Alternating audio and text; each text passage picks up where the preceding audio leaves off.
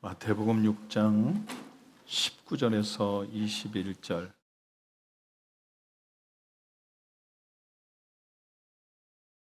우리가 마태복음을 지금 하고 있는데 하나님을 경외하는 삶은 어떠해야 되는지를 나누고 있는데, 산상수훈 중에 팔복이 끝난 다음에 빛과 소금부터 이렇게 쭉 진행되어져요.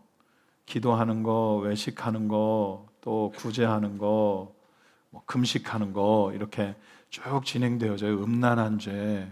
그런데 그건 나중에 또 해도 될 것 같고, 제가 말씀을 보다가 오늘 6장에 있는 여기 19절부터 말씀은 대부분 다 이렇게 해석했어요. 19절부터 마지막 절 34절까지를 하나님께 하늘에 재물을 쌓아두고 땅에 쌓아두지 말아라. 거긴 썩는다. 사람은 당연히 땅에 쌓으려고 하는 거지만 하나님이 원하신 것은 하늘에 쌓는 거다. 왜냐하면 너희들의 삶 가운데 땅에 있어서 필요한 모든 것들, 뭘 먹어야 되는지, 뭘 마셔야 되는지, 이건 하나님도 다 안다. 그런 거 구하지 말아라. 참새도 들풀도 하나님이 다 먹이시고 입히신다. 그러니까 너희는 하늘의 보물을 쌓아둬라. 그리고 너희가 먼저 해야 되는 것은 너희는 먼저 그의 나라와 그의 의를 구해라. 이게 19절에서 34절까지의 내용의 보편적인 해석이었어요. 그리고 여러분이 가지고 있는 성경도 보면 19절에서 아마 24절까지를 나눠놓은 것 같아요. 맞죠? 맞죠? 그렇게 나눠졌죠? 소제목이 붙었어요. 뭐라고 붙었어요? 보물을 하늘에 쌓아둬라, 이렇게 붙어 있어요. 근데 제가 이 말씀을 묵상하면서 이걸 좀 나눠야 되겠다, 다른 방법으로 좀 접근해야 되겠다는 생각이 들었어요. 19절에서 21절, 22절에서 24절, 23절, 24절, 그리고 25절에서 34절까지로 좀 소분을 해야 되겠다라는 생각이 있어요. 19절에서 21절까지는 분명히 보물이라고 되어 있고요. 그리고 22절부터 24절까지는 재물에 대한 내용이에요. 재물은 헬라어로 마모나, 만몬신이라고 말하는 만몬에 대한 얘기거든요. 부, 그리고 부의 상징, 부의 신이라고 말하는 우리가 통화 가능한, 이렇게 소통이라고, 이 값을 지불하고 받고 할 수 있는 통화 거래가 가능한 재물을 말하는 게 만몬이거든요. 근데 보물은 좀 달라요. 이걸 같이 해석하면 안 되겠다라는 생각이 있어요. 대부분 다 땅에 창고에 자꾸 쌓아두면, 너희들을 위해서 쌓아두면 거기는 도둑질도 있고 좀도 먹고 그러니까 하늘에 쌓아두라라는 걸로 해서 이걸 극단적으로 해석하면 적금도 들으면 안 되고, 그렇죠? 이 땅에서 뭔가를 하면 안 되고 자꾸 헌금을 많이 드려야 된다로 해석할 수 있어요. 그런데 저는 그렇게 해석하고 싶지 않아요. 왜냐하면 19절에서 21절까지 나와 있는 보물은 뒤에 있는 재물과는 일단 내용도 다르고요. 그리고 앞에 있는 이 보물이라고 하는 내용 자체가 이렇게 되어 있어요. 제가 너희를 위하여 보물을 땅에 쌓아두지 말라라고 하는 것을 헬라어로 그대로 읽어드릴게요. 메 데사우리제테 휘멘 데사우루스, 이렇게 되어 있어요. 말라, 쌓아두지 너희를 위하여 보물을이에요. 그런데 비슷한 단어가 두 개가 나왔죠. 보물은 한 번밖에 안 나왔는데 데사우리제테 데사우루스라고 해서 동일한 단어가 두 번이 나왔어요. 이게 무슨 말이냐면 원래 원어가 같은데 창고, 보석함이라는 뜻이에요.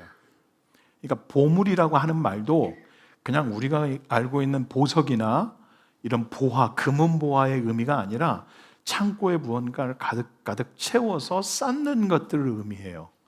여기까지 이해되셨어요? 데사우리제테 휘멘 데사우루스, 이렇게 되어 있어요. 똑같은 말이에요. 똑같은 말인데 너희를 위하여 쌓아두지 말아라 보물을, 이렇게 되어 있다고요. 그러니까 보물은 우리가 알고 있는 것처럼 무슨 금은 보화 혹은 금 목걸이, 금 반지, 금괴, 이런 걸 의미하지 않아요. 그거는 차라리 뒤에 나오는 재물에 들어가는 게 맞을 것 같아요. 그건 통화가 가능하니까. 앞에 있는 보물은 뭐냐면 우리도 모르는 사이에 자꾸 창고에 이렇게 쌓아뒀던 우리 스스로 자랑거리고 여기고 있는 무언가.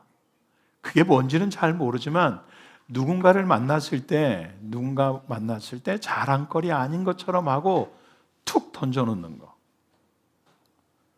이 표현이 제일 맞을 것 같아요.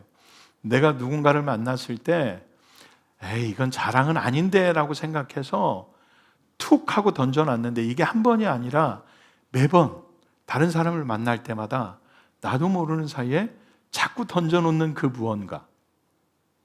내가 자랑이 아닌 것처럼 하지만 나도 모르는 사이에 누군가가 오면 자꾸 자랑하고 싶고 보여주고 싶어서 툭툭 던져놓는 매번 이게 나한테 보물이었구나 라는 생각이 들었어요.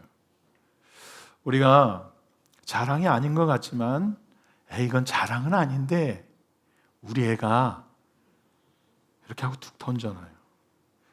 아유, 자랑은 아닌데 우리 신랑이 엊그제 아유, 뭐 이런 거 솔직히 그렇지 않아요?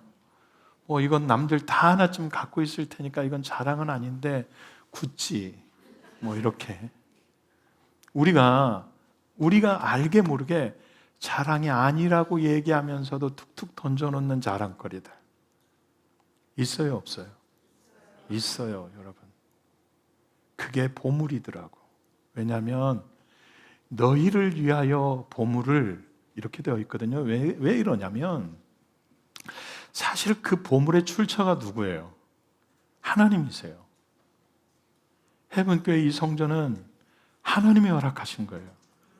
그런데 마치 이걸 자랑하면서 내가 혹은 우리 리더들이 정말 우리 성도들이 애쓰고 수고해서 여기까지 온 것처럼 자랑질을 하더라고요.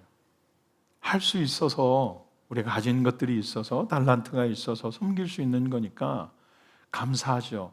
하지만 이것이 우리의 보물이 된다면 하나님은 기뻐하시지 않겠죠. 우리를 위한 게 돼버리잖아요. 하나님을 위한 게 아니라. 종종 우리는 하나님께서 하나님의 이름으로 나에게 주신 것들을 나를 위해서 땅에다 쌓는 것, 내 창고에 차곡차곡 쌓아 제끼는 일들이 있어요. 그게 자식일 때도 있고 때론 돈일 때도 있고 다른 자랑거리, 다른 어떤 것들을 이건 자랑 아닌데 하면서 계속 창고에 이렇게 차곡차곡 쌓는 경우들이 있어요. 그게 때로는 명예도 되고 어떤 다른 행복의 추구가 될 수도 있겠죠. 하지만 여러분 분명하게 아십시오. 그것은 썩어요. 땅에다 쌓아두면 그 보물을 쌓아두면 썩어요. 사람들은 그 자랑거리를 듣고 때로는 시기하거나 질투하거나 아니면 다른 마음들을 품어요. 하지만 하나님께 이것을 올려드리잖아요. 그분은 받으셔서 영광스럽게 하세요. 그래서 하늘에 쌓아두라고 하시는 거예요. 뭔가를 차곡차곡 자랑하고 싶으냐? 그러면 나한테 자랑해라 라는 거죠. 왜냐하면 주신 분이 그분이시니까요. 히스기야라고 하는 왕이 있어요. 이스라엘의 남유다의 13번째 왕이에요. 25살에 왕이 됐네요. 히스기야라고. 그런데 히스기야는 성경에 전무후무한 왕이에요. 유대 역사에 전무후무한 왕. 여러분 이게 차라리 전무하다면 괜찮아. 이전에 이런 왕이 없었다. 여기까지는 평가가 그래도 괜찮네. 이런데 후무, 앞으로도 이럴 왕이 없을 거다라고 하는 건 엄청난 칭찬이에요. 그도 그럴 것이 25살의 왕이 돼서 채 1년도 되지 않았는데 남유다의 종교 체질을 완전 다 바꿔버려요. 모든 우상을 헐어버리고 목상들을 다 파쇄하고 제단을 증축하고 절기를 다시 회복시키고 심지어 레위 자손과 제사장들의 직위를 복구시키거나 그들의 처우까지 다 개선해요. 어마어마한 거예요, 여러분.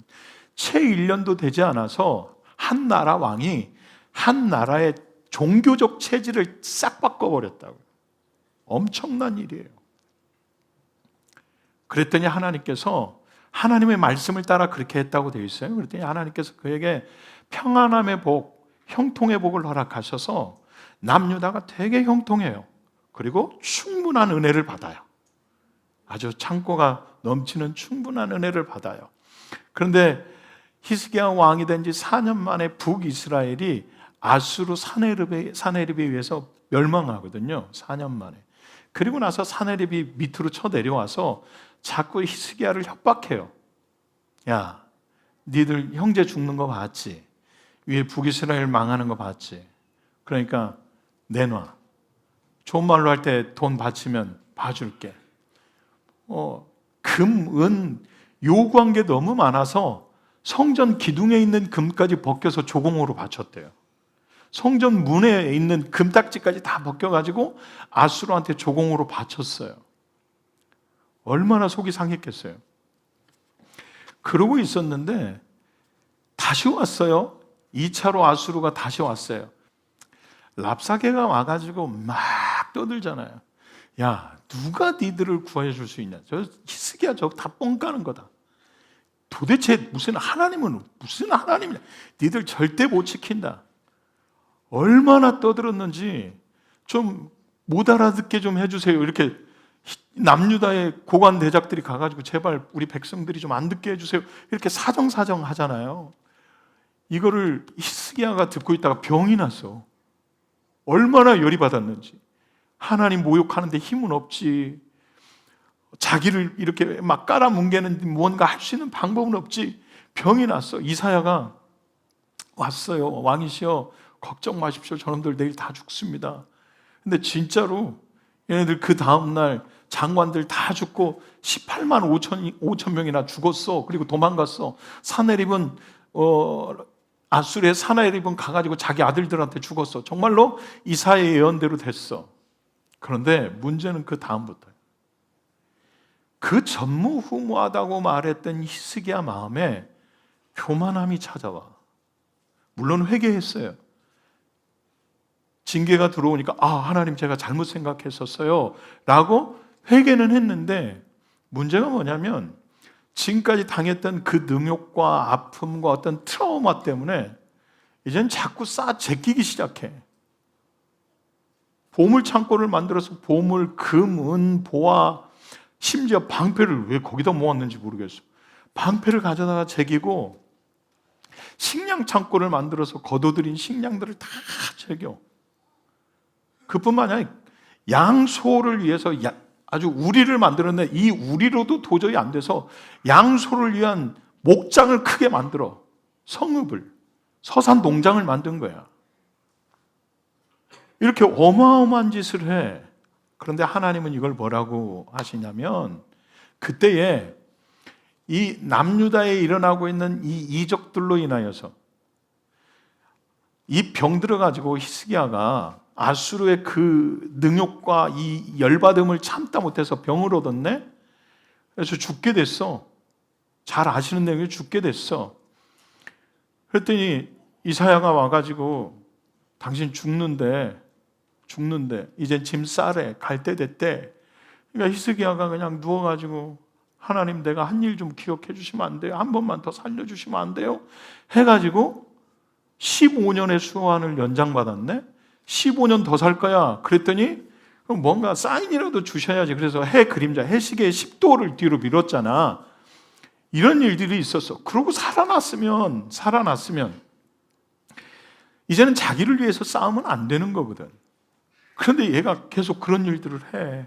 보물 창고를 만들고 우리를 만들고 뭔가를 막 차곡차곡 계속 새기기 시작해.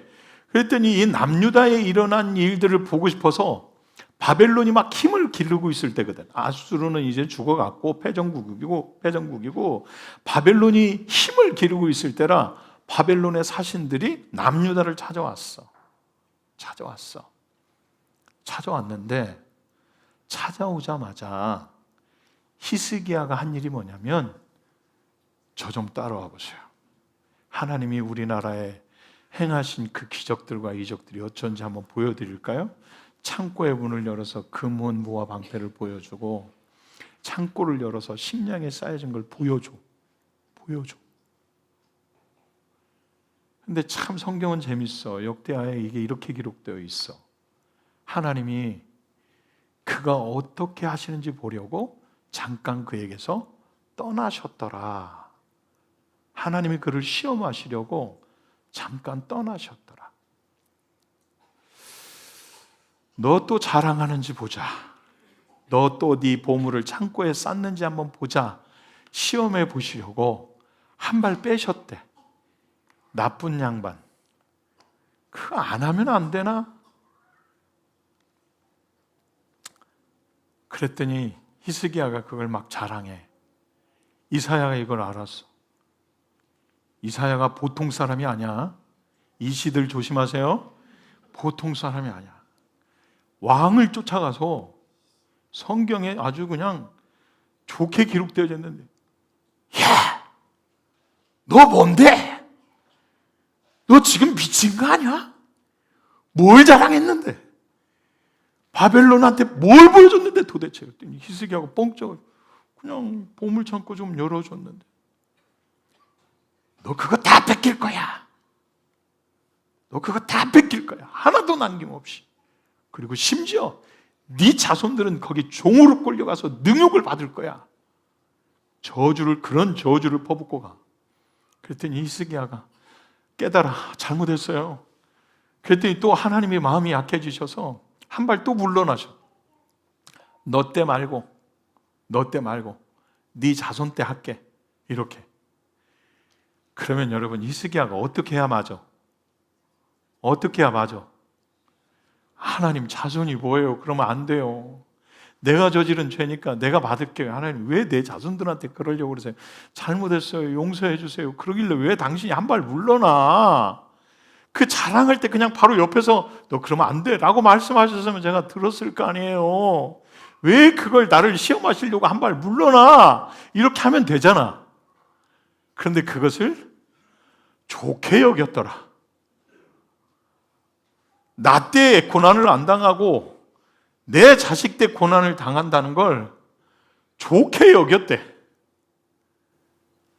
자, 이미 마음이 히스기야의 마음이 보물창고에 차곡차곡 뭔가를 쌓다 보니까 죄가 죄 되는지를 모르고 그렇게 살았더라고. 사랑하는 여러분, 이거 하나 기억하세요. 자랑이 아닌 것처럼 던져놓는, 툭 하고 던져놓는 그거. 내가 누군가를 만났을 때 마치 자랑거리 아닌 것처럼 툭 하고 던져놓는 그거. 우리 애가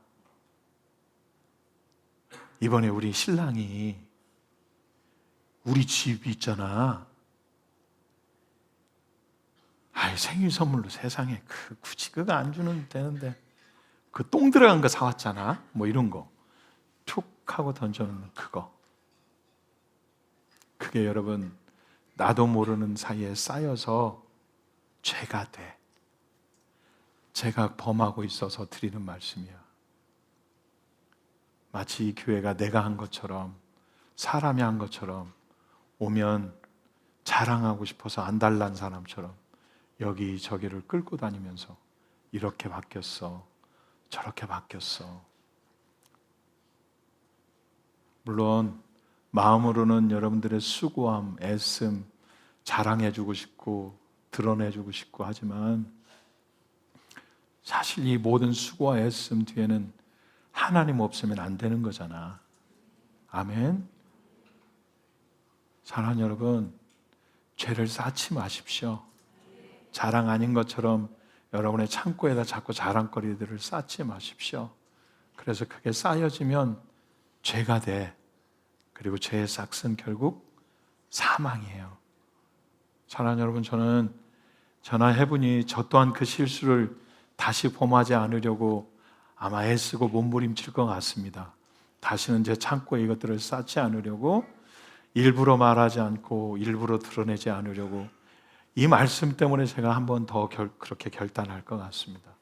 여러분 또한 여러분의 삶 가운데서 자랑인 것처럼 자랑이 아닌 것 같은 자랑거리 같은 그런 것들 쌓지 말아 주시기를 축복하고, 여러분의 삶은 오직 모든 자랑거리가, 모든 것들이 하나님께 영광이 되어지도록 하늘에 쌓아두시는 믿음이 있기를 여러분 축복합니다.